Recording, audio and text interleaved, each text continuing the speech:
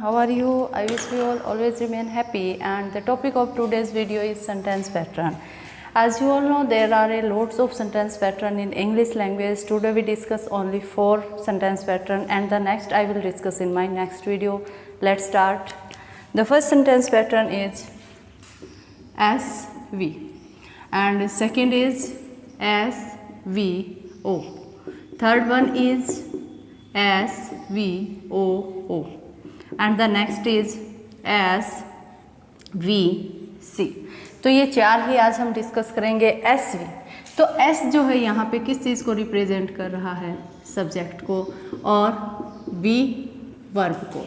तो क्या होता है? सेकंड देख लेते हैं हम, या इसी का एग्जाम्पल देख लेते हैं अब कैसे होता है। For example, Ram स्लीप्स, birds fly.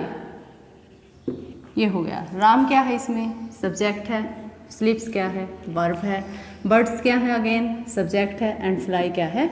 Verb है। तो फर्स्ट सेंटेंस पैटर्न के अकॉर्डिंग ऐसे हमारा सेंटेंस बन जाता है। तो ये कोई बड़ी बात नहीं होती है कि आप हिंदी को इंग्लिश में ट्रांसलेट करो। ये जस्ट देखना है कि हम कौन सा सेंटेंस पैटर्न वहाँ पे फॉलो करेंगे। 2 वीडियो में मेरे ऑलमोस्ट जो अपने डे टू डे लाइफ में या जो स्पोकन इंग्लिश है वहाँ पे यूज होते हैं, या जो रिटन इंग्लिश है उसमें जो यूज होते हैं सेंटेंस पैटर्न्स, वो मैं कवर कर ही दूंगी 2 वीडियोज़ में। तो आप इनको ध्यान से देख लेना, तो ट्रांसलेशन में आपको कोई भी समस्या नहीं आएगी। तो नेक्स्ट इसमें आ जाता है हमारा SVO। SVO का मीनिंग क्या है? फर्स्ट सब्जेक्ट प्लस वर्ब, और नेक्स्ट हमारा हो जाता है ऑब्जेक्ट। तो देख लेते हैं ये कैसे होगा। My mother कुक्स rice. ये हो गया। माई मदर क्या है? सब्जेक्ट है, ये क्या है? वर्ब है, और राइस क्या है? यहाँ पे ऑब्जेक्ट है। कोई और देख लेते हैं। Teacher teaches the students. तो ये हो गया। टीचर सब्जेक्ट है, टीचेज वर्ब है, और स्टूडेंट्स क्या है हमारे?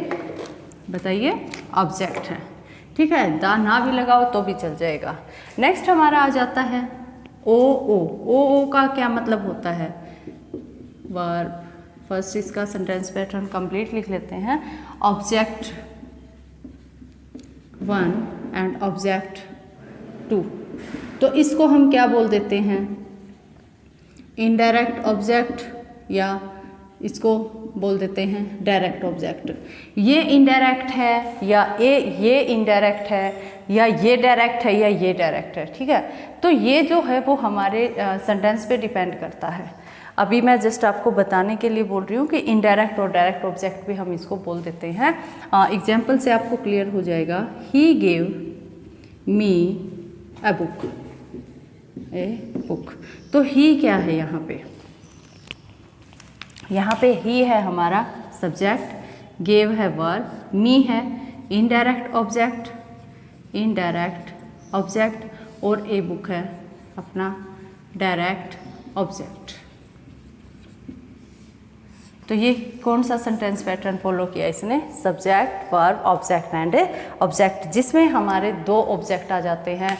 पैसिव वॉइस मैंने करवाई थी, वहाँ पे भी डिस्कस की थी कि जो 1 ऑब्जेक्ट वाले सेंटेंसेज हैं उनको चेंज करने का तरीका अलग होता है, डबल ऑब्जेक्ट वाले सेंटेंसेज को चेंज करने का तरीका अलग होता है। तो ये 2 हो गए। नेक्स्ट हमारा आ जाता है SVC। तो SVC, S होता है सब्जेक्ट, V होता है वर्ब, और C होता है कॉम्प्लीमेंट्स। तो कॉम्प्लीमेंट्स क्या होते हैं? किसी की भी प्रशंसा करना या उसके गुण दोष के बारे में बताना, वो होते हैं कॉम्प्लीमेंट। जैसे मधु इज वेरी हार्ड वर्किंग। तो इसमें मधु क्या है? सब्जेक्ट है, ये क्या है? वर्ब है, और ये क्या है हमारा? कॉम्प्लीमेंट है। उसको क्या कॉम्प्लीमेंट दिया है हमें कि वो काफ़ी हार्ड वर्किंग है, वो बहुत हार्ड वर्किंग है। तो ये इज़ जो है ये एक वर्ब की ही टाइप होती है, मेन वर्ब नहीं होती, ये हमारी ऑक्सिलरीज वर्ब होती है, लेकिन वर्ब की ही एक टाइप होती है ये। तो जो कॉम्प्लीमेंट के हमारे सेंटेंसेज होते हैं उसमें बी की, टू बी की जो फॉर्में होती हैं वो यूज़ की जाती हैं। ये हमारे सेंटेंस पैटर्न हो गए। फर्स्ट है एस वी, सेकेंड हमारा हो गया एस वी ओ, थर्ड हमारा हो गया S V O O and next हमारा हो गया एस वी सी।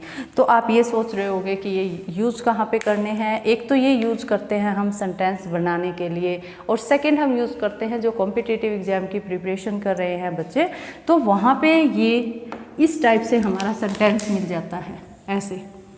और क्या पूछ लिया जाता है, what's the sentence pattern of the above sentence, तो हमें वहाँ पे इस पे टिक करना पड़ेगा एस और वी पे। या फिर इस टाइप का कोई सेंटेंस पूछ ले और फिर उसका क्या पूछ लेते हैं वो सेंटेंस पैटर्न बताइए इसका क्या सेंटेंस पैटर्न है, तो उसका सेंटेंस पैटर्न हमें ये टिक करना पड़ेगा।